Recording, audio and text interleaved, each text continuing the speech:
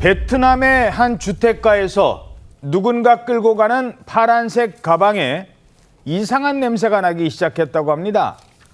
경찰이 출동해서 조사를 해봤더니 그 가방 안에는 한국인 남성의 시신이 있었습니다.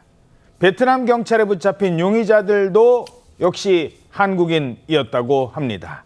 베트남에서 무슨 일이 있었던 겁니까? 네, 이 베트남 호치민에서 벌어진 정말 충격적인 일인데요. 지난 23일이었습니다. 현지 경찰들이 이제 초고층 빌딩 앞에 길거리에서 파란색 가방을 이리저리 살펴보는 모습입니다. 건물 주변까지 통제를 하고요. 흰 천막을 친 뒤에 이 파란색 가방을 살펴보는데 이 앞서 해당 건물에서 이 빌딩에서 찍힌 것으로 추정되는 사진도 좀 보여드리겠습니다. 저렇게 끌고 나오네요. 네, 문신을 한 남성들이 저렇게 파란색 가방을 캐리어에 올려가지고요. 질질 끌고 가는 모습이 한 주민에 의해서 포착이 된 겁니다. 여기는 호치민시의 고급 주택가입니다. 가방을 질질 끌고 가는 이런 모습이 다소 어색해 보이는데요.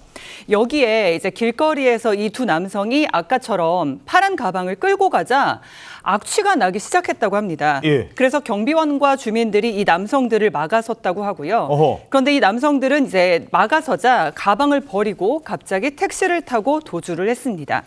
경찰이 출동을 해서 가방을 열어보니까 시신 한 구가 나왔고 확인 결과 한국인 남성의 시신으로 확인이 됐습니다. 그런데 시신이 발견된 이곳은요, 이 호치민시의 최고층 빌딩인 랜드마크 81로 고층 아파트가 있는 고급 주택가입니다.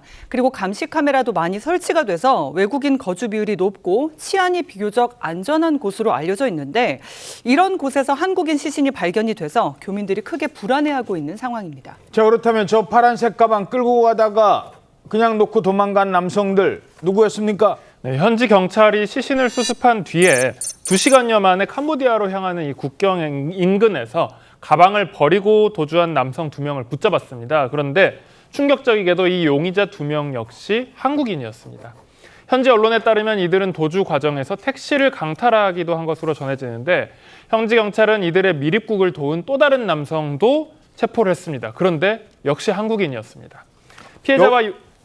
피해자와 용의자들이 정확히 어떤 관계인지 그리고 관광객인지 현지 거주자인지 이런 정보들은 아직은 정확히 확인이 되지 않았는데 현지 매체에서 용의자들이 해당 아파트를 임대했다 이런 얘기도 나오고 있다고 합니다.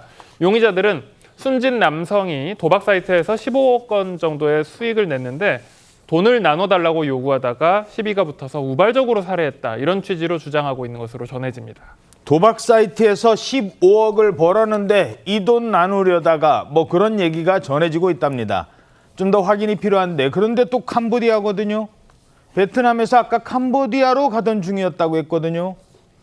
혹시 그 캄보디아 범죄단지 거기와 연관된 사람들입니까? 굉장히 강하게 의심되는 단서들이 많기는 하지만 아직까지 정확한 당국의 확인 절차가 필요한 상황입니다.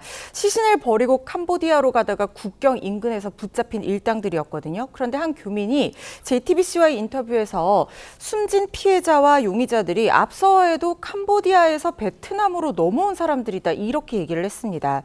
이번 사건이 최근 캄보디아에서 벌어진 온라인 범죄와 연관이 있는지 또는 한국인들 사이에서 원한에 의한 살인인지는 아직까지는 정확하게 확인이 되지는 않았지만 일부 교민들 그리고 관광객들의 불안감은 커져가는 분위기입니다.